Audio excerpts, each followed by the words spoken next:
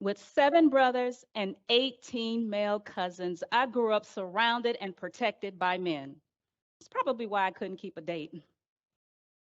Whether you're a man or a woman, let me ask you, do you have a son, a nephew, a younger cousin, or even a son-in-law you couldn't stand? Didn't understand? Do you have beliefs and expectations about how a man should act? Well, it's just not you, let me tell you. I'm talking about the self-identifying men and how the old school ideas of manhood cripple them today and could be disastrous for the future. Our ideas about manhood can no longer be described in the way it was. It's time we change from treating them like Shrek, maybe, or should we treat him like Prince Charming? Prince Charming grins and bears it. Shrek, he grins and shares it. Olgas are like onions. What, they stink and make you cry? No, onions have layers. Men have layers too. Now, you might have noticed I am a woman and I'm talking about men. It's okay. There's a reason. What makes me qualified to talk about men? Well, it's a deep compassion for men's health, a psychology degree, and an obsession with a good smelling armpit on a man. Because my family, particularly the men, struggled to be understood, were stereotyped and labeled, including my own misunderstanding of men, I wanted to do better for the men around me. I studied men as a therapist, and it started in 1996 at the Spivey Group Home for Boys in Oakland, California, and then to my private practice in Atlanta, Georgia. And now I consult men around the globe. And my calendar stays booked, okay? I've witnessed men from all walks of life sink into my comfy couch, start talking, and soon see an overflow of tears like a running faucet with no shutoff valve. Men are hurting, and they feel trapped. According to the National Institute for Mental Health, 25%, that's 1 in 4 men ages 26 to 49, have mental health problems. According to the Centers for Disease Control and Suicide, 25 to 34 years old, and these are men, are not making it. So what should we do? I want to share with you the triple E method. 3 pivotal pillars to help these men today and future generations. Us as a community can help these men so that they can reach their successes and it can ripple 7 generations out and beyond. Now, I remember my 12-year-old cousin, who will remain nameless to protect his manly pride, running home because he was chased by the most notorious, sophisticated, well-known bully of all time. Get this, standing 3.5 feet tall and missing 2 front teeth. She was scary. When my cousin ran through the door like a bolt of lightning and almost took the hinges off the door, my uncle said, "Don't let nobody punk you. Get your aspirations back out there and fight.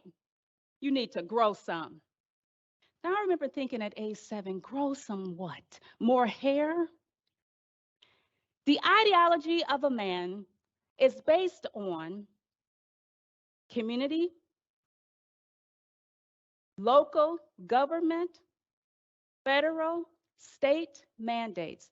Also, mentors like teachers, parents, and even single parent mothers.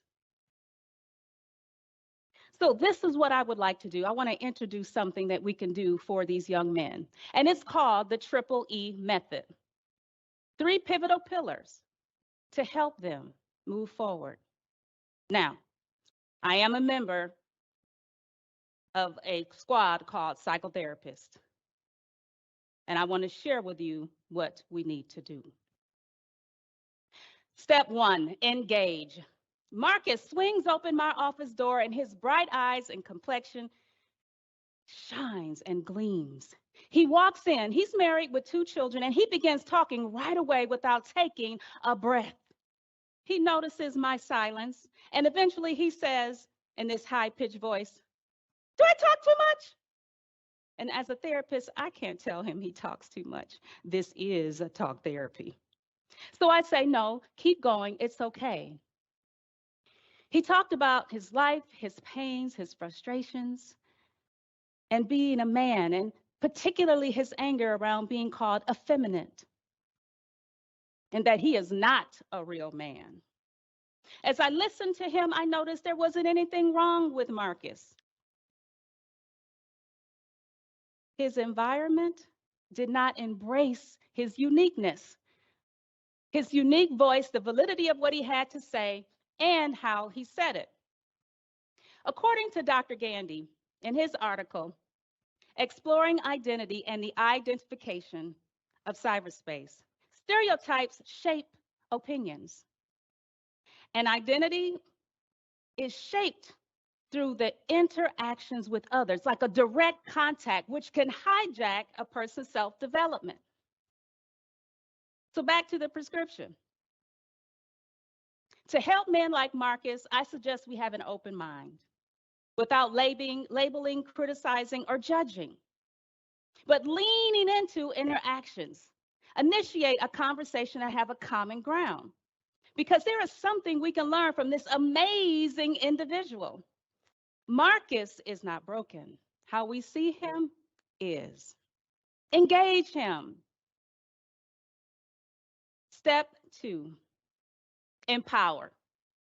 Sev walked through the door, and I swore he stood 10 feet tall. His shoulders scraped my office corners, and I thought, ooh, welcome, Almighty Thor. Leave the hammer in the lobby. Love Marvel movies. Sev seemed gentle and non-confrontational, unlike Thor, who says to Hawk, "Come, Hawk, let's do battle." Sev uttered, "I feel weak and like a pushover." He said people told him to use his size to intimidate them to get what they wanted. Sev sighed a lot and cried a little. This statement etched in my mind like a neon sign. "I'm a sensitive soul with big muscles," Sev would say. It was difficult for him. Unlike Thor, who says to Hawk in Ragnarok, "I know you're in there, Banner, I'll get you out." Many men are forced to become something they are not based on the expectations of them. There is nothing wrong with Sev. The problem is the social assumptions based on who he is and how he looks. Psychologists Bell and Butler, in their various works with gender and identity, said that the desire for belonging creates gender and an individual sense of self. Bell describes it as identity is the effect of performance, not vice versa. Sev's identity should be based on how he performs, not on how people think he should perform based on how he looks. Empower him by accepting who he is. You don't have to be biased or prejudge or have misconceptions. Ask him who he is. Develop a mentor-mentee relationship and root for his endeavors instead of uprooting his confidence. Empower him. Step 3, embrace. Luis had a sun-kissed complexion with a super sweet smile, adored a toned body, and just a bright, loving spirit. He walked with a gentleness and firmness in his stride. His black man's bag hung across his body. He described himself as an attentive, soft-spoken, and passive man. "Luis, did you clean the house and buy that dress yet?" He said his father and brothers would always joke and say he wasn't a real man because they thought his interests were too feminine. Luis felt misunderstood and ashamed. And it's just not my thoughts. In Machismo, Gender Role Conflict and Mental Health in Mexican American Men, Fergoso examines gender as it relates to the negative cognitive behaviors of everyone. You see, with gender comes a set of assumed roles and behaviors. When you force someone out of their true being, you cause trauma and problematic outcomes. So, for this third step, embrace a Luis and others by not challenging them to be something he is not or does not want to be. Show unconditional acceptance for self-expression. Take your time out to learn who he is. It's okay. You don't have to show biases, misconceptions, or just try to wonder what type of person he is. Take a step forward and learn more. Now, men are evolving. Not into the hawk, though, the opposite. We all are evolving.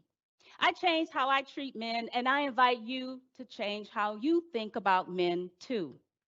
We can do better together. In the fabled words of Donkey, we can all stay up late swapping manly stories, and in the morning, I'll make you waffles. We've got to do the triple E method and practice the 3 pillars. If I could have helped you start yesterday, I would have, but I just met you. Today's man is different from yesterday's man. He is more in tune with his feelings, vocal about his thoughts, and changing old, outdated gender roles. Instead of complaining about or picking him apart, pick a pillar, pick a man, pick a part to play in his life. In the famous words of Yoda in Empire Strikes Back, do or not. There is no try. Whether you're traditional, somewhat, or far from it, I want you to take a deeper interest in these men, for it's just not for them. It's for the community, the world, and 7 generations and beyond. Let's make rippling effects for the future by engaging, empowering, and embracing them. Thank you for listening.